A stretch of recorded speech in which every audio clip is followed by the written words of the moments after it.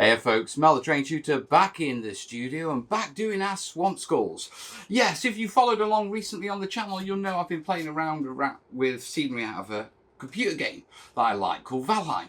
And this is Bo Massey's summoning portal. But personally, I think it's awesome swamp sort of Nurgle terrain. Yeah, and I created this in the last week's episode, or the week before. Yeah, out of one of these stone skulls, yeah, and doing some stuff with that. Now, when I did it, one of the things I realised is there's a lot of things that I sort of figured out as we're working along that I could do better and improve on, including the texturing, putting the paint on, and I want to improve on the weathering. On top of that, I want to do a bit more of the swampy groundwork, see if we can layer this up, and basically bring the piece up a little. So, with that in mind, I've got these two skulls. So that's Yorick, that's Bob, and that's Sue. Yeah, Yorick should have been called Rita. Yeah, and the battle plan is, and what we're going to do is basically focus on the skull bit. I'm going to do some more portal and green stuff work in the future, but right now what I want to do is really bring this sort of stuff up and level it up. So with these in mind, what I'm going to do is we're going to do these as sunken skulls. So whereas this one we've used the jaw to make a portal, with these we're going to have them sort of sunk into the swamp in a certain way.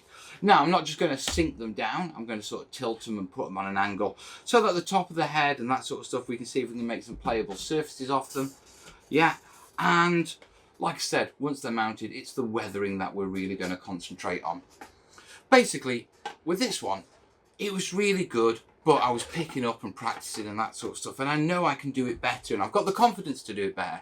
So rather than saying, oh, I'll revisit that in the future, I've got these two spare skulls. I wanted to nail it, and hopefully between this video and that video, yeah, you'll have some cracking techniques. So what I need to do with this is basically, because this is all covered in the previous video, yeah, is cut it down, sand it down, cut some bases, and let's get ready to mount it. So I'll see you shortly, guys.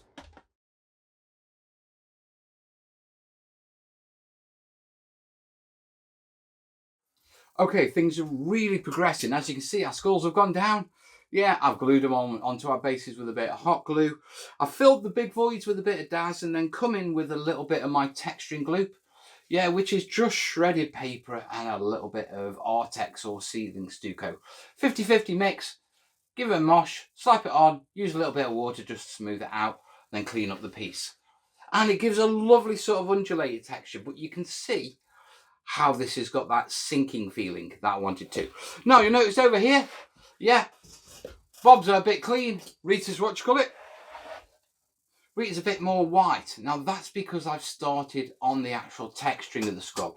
The last time what I found out with the soft plastic, yeah, when I painted it up, if I did any sort of like wet effects or worked it, it could lift the base coat up.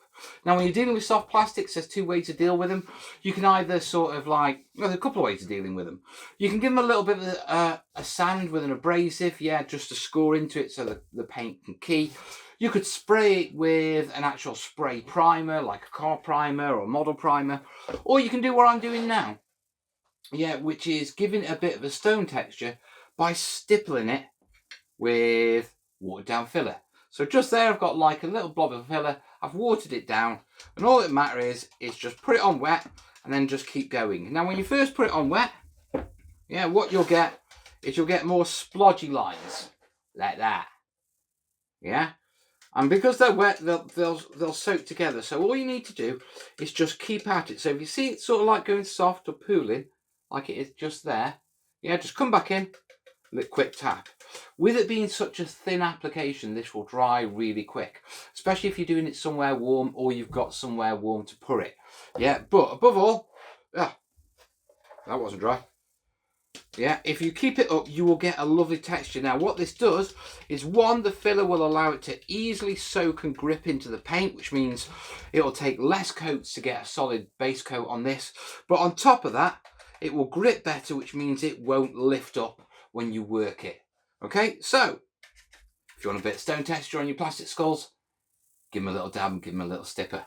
So I'm going to crack on with this. Once they're dry, we'll come back, and that's when we'll talk about doing the base coating and the colours and that sort of stuff. I'll move on to the really interesting stuff to highlight this feature up. These features. Right.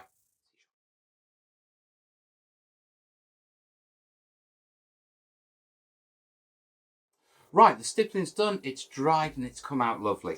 So here we've got both our skulls. Yeah.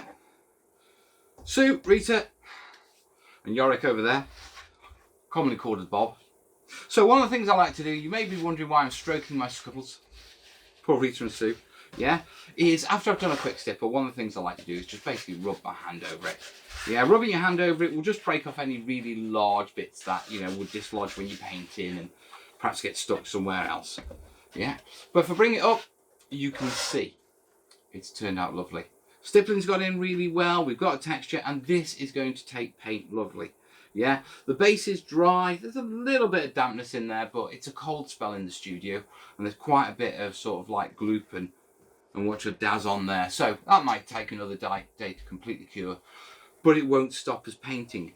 Now, when it comes to painting, exactly the same as our last, our last skull, yeah, I want sort of a dampy stone feel to it. So what I've done is I've taken my dark grey and I've mixed it in with a little bit of sap green, yeah, which is this one here. Yeah, lovely drab green. Now, as part of that, what I've done, I've also put a little blob of the original grey there while I've been mixing it up. And the reason for this is it easily allows me to see the tints. You can see on my plate where I've had the green, I've just been dragging it in to mix it in. And then, and then my sort of contrast raw colour there. Now, the reason I've made so much is I plan to sort of add to this, highlight it up by adding a little bit of light grey to it. I don't want to add white because it goes too pastel-y, but a little bit of light grey will let me highlight that, yeah, as I sort of highlight the skull. So the next job is dead simple, yeah, is just basically get a paint and start layering it on. And straight away, yeah, if I just bring this round, you can see how immediately, because of the filler, it is taking that paint so well compared to our previous skull. Yeah, this will be a 1 or 2 coater easy, and it's giving it a really nice texture. So with that in mind, my next job is that a little bit too grey. That may be a little bit too greeny grey. My next job is to add a bit more dark grey in there, knock that back a bit. Yeah, I think I will, and then we'll crack on with it. And it's good when you can work out things on the fly. Catch you soon, folks.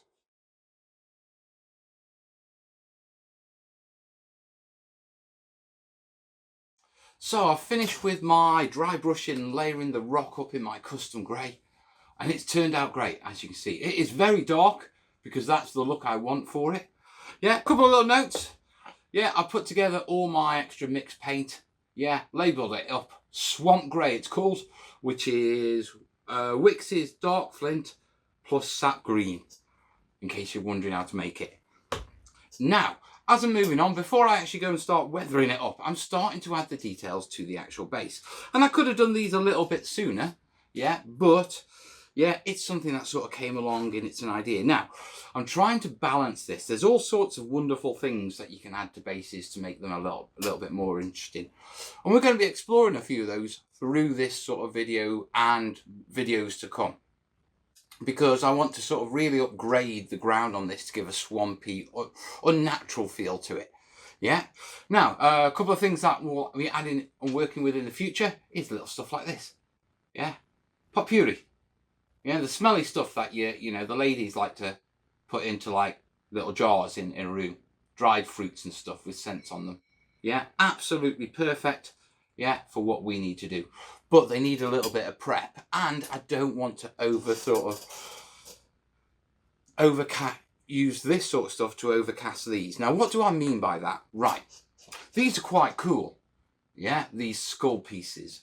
I could add loads of interesting details onto the base and funky stuff, and it would distract from how cool they are. Whereas if I was just to get a standard sort of like, if it was just a boulder, okay, then at that moment, bringing elements like this in, yeah, would highlight it and make it more interesting. Obviously, yeah, it's a bit of a weird boulder, but you get the idea.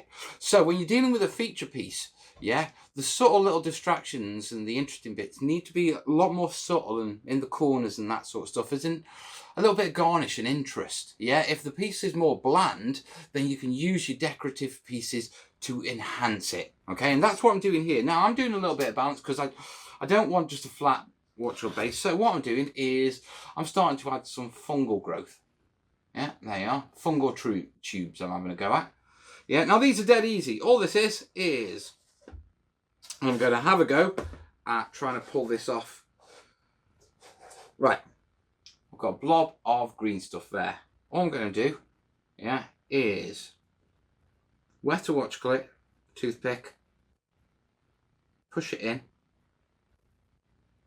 Yeah, give it a little wiggle around, which will open my tube up. While it's on the toothpick, yeah, just make sure it's rounded. Yeah, as you push it in, they can deform. So just giving it a little roll. Yeah, it works great. And then what we're going to do is we're going to come down and we're going to pick a new place for this one. That's where let's put a cluster in here. Yeah, so just come along. Yeah, you get. Trying to be fancy now. Come along, put my finger there. Ah, you get. It's because it's been sitting for a while and it's not as sticky. Yeah, when you freshly mixed them, they're a little bit more sticky. So you can do this sort of stuff a lot easier. With them being sitting for a while, they're what you call it. Right, I'll just get a decent bond on that by pushing that in with a sculpting tool. Yeah, and then, yeah, for the top, wet my toothpick. Yeah, give it a little bit of a wiggle, widen that hole up a bit without pulling it off. Yeah, show you with another one, which is even harder. So we're probably going to have just the same sort of challenge for this. Once you've got a few in, you can come in and start working them and opening the hole up a little bit more. You just really got to get them fixed and sort of in the right place to do it first. Yeah, if you've just got one on, working on the hole, it won't really work. So coming along, yeah, I come in right next to it. Yeah, I pull that off, push that down a little. Yeah, if I feel like it, I can get my sculpting tool, just nip into the base a little. Yeah, and that'll anchor it down. And then for the third one, which is just as tough, wet that, make it, round it.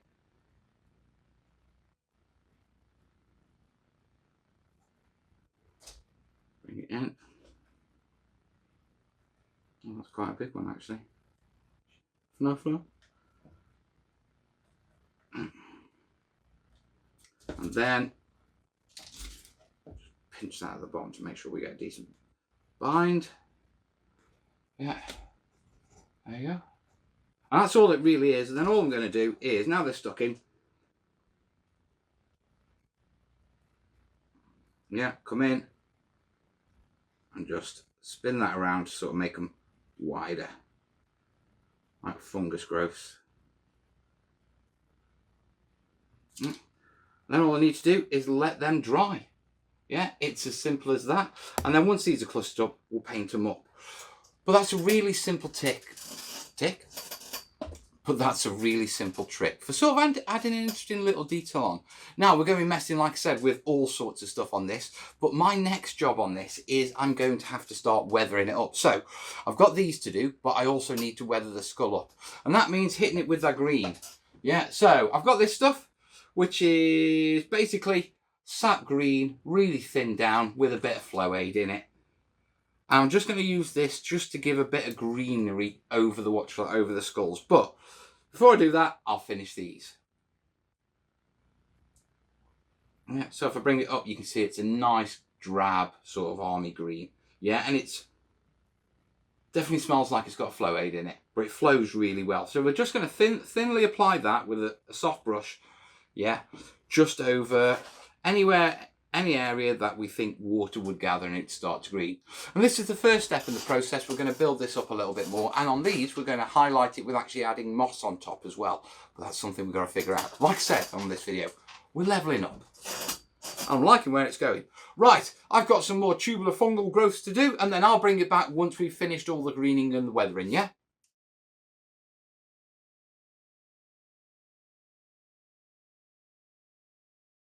Right, my weathering's done, and as you can see, Yeah, I've got that green into all the right places, around the bottom, into the crack areas, onto any ridges that would catch water, and any sort of where water would run, that's where algae and moss would grow.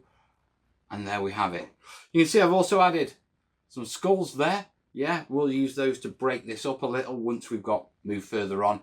And I've also painted up my little fungal tubes using just a little bit of Army Painter green skin. Okay, it's only a base. Yeah, we'll work it up from there. But the next thing I need to do is actually get our ground texture down. Now, the original ground texture we did was that one. Yeah, which was, yeah, marsh blend. But I've been looking at it and it's a bit too reddy. So I've had a little bit of play, and I'm not sure if you can properly see this. Yeah, but I've sprinkled in a different blend in there on top. Yeah, and it's lightened it, giving it a little bit of a green hue, which I really like, to be perfectly honest. Yeah, so we're going to do that with this. We're going to put our marsh blend down first. Yeah, and then, so we're going to start off with this. Yeah, that ready stuff. And then we're going to come in and we're going to come up with this dirt blend. Now, I've got a few of these, but it'll light it out and it'll give a green look to it. So fingers crossed, it should turn out all right. Now, next thing I need to do, I've got some watered down PVA there, a little bit of IPA in it. Yeah, so we're good to go. All I need to do now is the usual, which is, yeah, brush on my PVA, sprinkle on my stuff, and then once it's done, we'll come back and we'll look at the extra layer and what that does, okay? Right, cracking on time.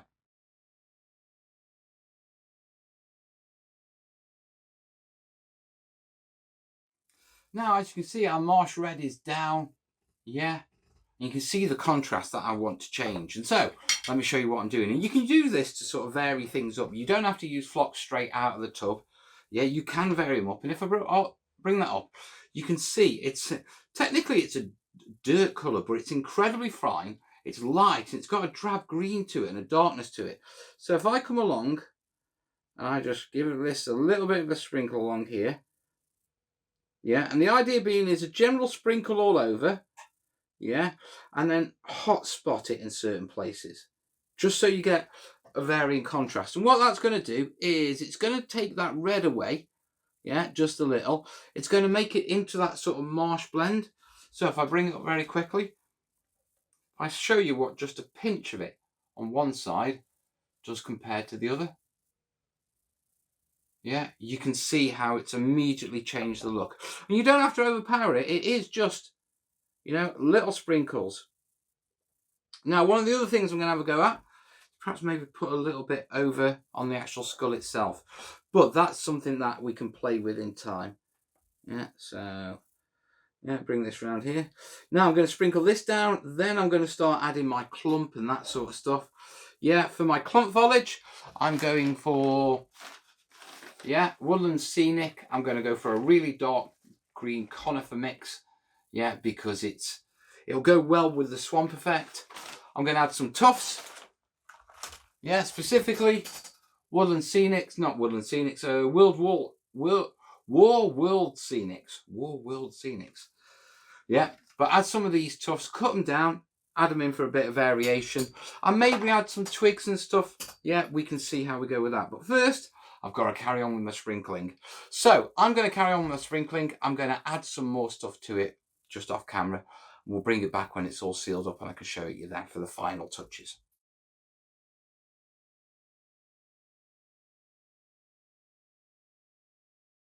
So that's the weathering and the basing done. They're all sealed and they have turned out great. Come on down, let me show you. Yeah, so here we have them. And as you can see, yeah, the weathering's subtle, but it works. Yeah, adding in that flock and that sort of stuff into the sort of areas really brought that out. I think I'm going to add a little bit more green to this and probably weather it up further down the set, yeah, because compared to this one, you can sort of see the difference. There's a little bit more weathering on this one, and I kind of like the look of this. Yeah, it's got quite a unique watchlet green look, that one has, and that's because I've used quite a vivid sap green on it when I did this, whereas I used a mute one on this one. But I know what I'm doing. Now on the base, you can see we started to enhance the base here. You can see the clump foliage. You can see I've started to put like little twigs and stuff in, if you can see that. But you can also see these fungi clusters. how they've turned out. Now, painted up dead easy. Yeah, a base green, a mid green, and then a really vibrant one. Okay, and then just giving them a wash with a strong tone. Yeah, army paint strong tone. This is really good because it's got a bit of red in it. Yeah, which means it sort of blends these in with the bases, which is where we're going to talk about next. Yeah, which is actually the ground, which you may say, oh, doesn't look that special, Mouse. But actually it does.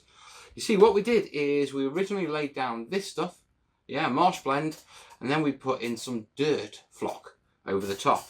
And I want to show you the difference. This is just the marsh blend, yeah? This is with the dirt flock. You can see it knocks the red back. It makes it far more realistic, I think. Okay, so I'm really pleased with how that's turned out. I still want to expand the base work on these, introduce a little bit more ground foliage, some roots. Also, with these little patches, yeah, which are intentional. Yeah, they're actually caused by when having your PVA too thin, when you sprinkle your flock down over it. Yeah, but these are intentional because what I want to do with these is much like with this one and this one, is these little gaps come in later.